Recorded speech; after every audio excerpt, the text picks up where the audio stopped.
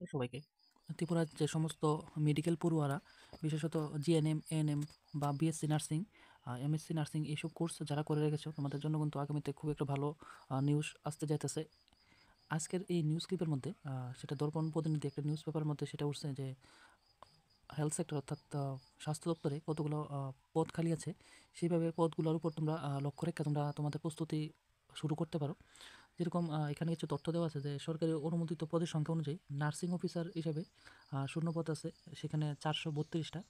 চিকিৎসক অর্থাৎ এমবিবিএস যে ডক্টর সেই পদের সংখ্যা আছে 1363টি।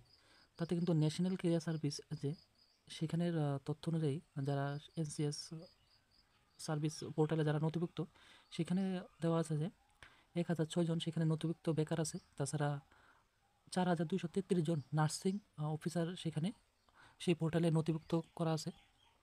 তাছাড়া এখন সে ভ্যাকেন্সি কতটা খালি আছে, তো বর্তমানে রাজ্যের সরকারি হাসপাতালে 1366 জন চিকিৎসক স্বল্পতা রয়েছে, মানে 1366 জনের ভ্যাকেন্সি আছে। এগুলো কিন্তু যে কোনো সময় সেগুলোর উপরে নোটিফিকেশান আসতে পারে।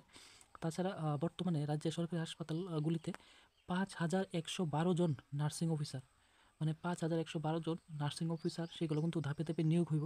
তো তোমরা যারা বিশেষ করে মেডিকেল লাইনে পড়াশোনা করতেছো বা অলরেডি কোর্স কমপ্লিট করে নিছো, যেরকম এএনএম আছে, জিএনএম আছে, তাছাড়া অনেক ধরনের সেই প্রফেশনাল কোর্সগুলো আছে মেডিকেল লাইনে, সেইগুলো তোমরা যারা করছো তাদের কিন্তু সেইভাবে তোমরা প্রস্তুতি নিতে থাকো। সেখানে নার্সিং অফিসার সেগুলো কিন্তু নিয়োগ হইব ধাপে ধাপে।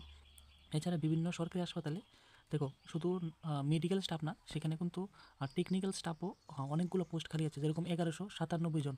সেইগুলো কিন্তু নিয়োগ হইব, কারণ হসপিটাল চালাইতে গেলে সেখানে কিন্তু স্টাফের প্রয়োজন, কর্মীর প্রয়োজন, অবশ্যই সেগুলো কিন্তু ধাপে ধাপে নিয়োগ হইব। তাছাড়া দেখো বর্তমানে ত্রিপুরার যে বিভিন্ন হাসপাতালগুলোতে 1096 অর্থাৎ 1096 জন চিকিৎসক কিন্তু কর্মরত আছে তারা।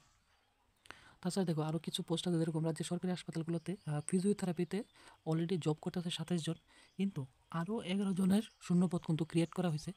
অর্থ দপ্তরে সেখানে অনুমোদন পাওয়া গেছে, তাদের কিন্তু নোটিফিকেশন আইব সেই নিয়োগের জন্য। তো যারা বিভিন্ন কোর্স করছো, প্রফেশনাল কোর্সগুলো করে রাখছো মেডিকেল লাইনে, তো ত্রিপুরা স্বাস্থ্য দপ্তরে কিন্তু অনেকগুলা ভ্যাকেন্সি দেখা গেছে সেই নিউজের ক্লিপটার মধ্যে। তো যারা এইসব কোর্স করছো তোমরা সেইভাবে তোমরা প্রস্তুতি নাও। দেখবা আগামী কিছুদিনের মধ্যে সেইগুলোর উপর বিজ্ঞপ্তি এক এক করে পাবলিশ হইব। তো সেটাই তোমাদের আপডেট দেওয়ার জন্য তো অবশ্যই সবাই ভিডিওটা শেয়ার করে দিও।